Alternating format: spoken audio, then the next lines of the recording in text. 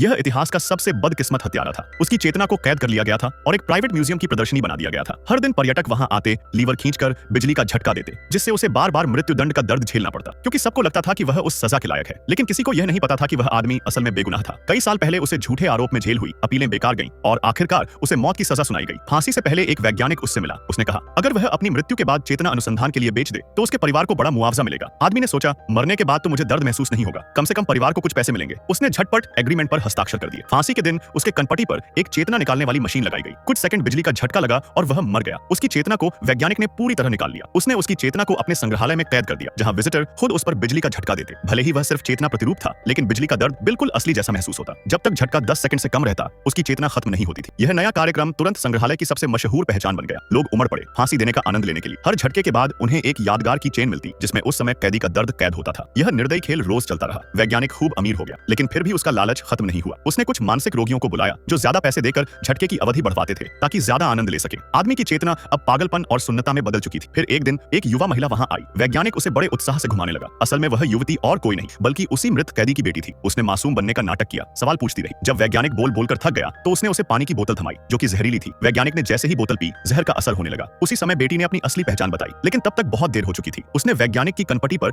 वही चेतना निकालने वाली मशीन लगाई। अब वैज्ञानिक को खुद बिजली से मौत की पीड़ा झेलनी थी। फिर बेटी ने पिता से आखिरी बार विदाई ली और अचानक बिजली का लीवर खींच दिया। तेज करंट दोनों चेतनाओं से गुजरा। वैज्ञानिक की चीखें गूंज उठी। 20 सेकंड बाद पिता की चेतना को आखिरकार मुक्ति मिल गई। बेटी ने अपना जीवन भर का मकसद पूरा कर लिया। उसे एक अतिरिक्त तोहफा भी मिला, वही कीचेन, जिसमें अब वैज्ञानिक की पीड़ित चेतना कैद थी। कीचेन को अपनी कार के शीशे पर टांग दिया। उसमें कैद वैज्ञानिक का तड़पता हुआ चेहरा देखकर बेटी पहली बार संतोष की मुस्कान हंस पाई।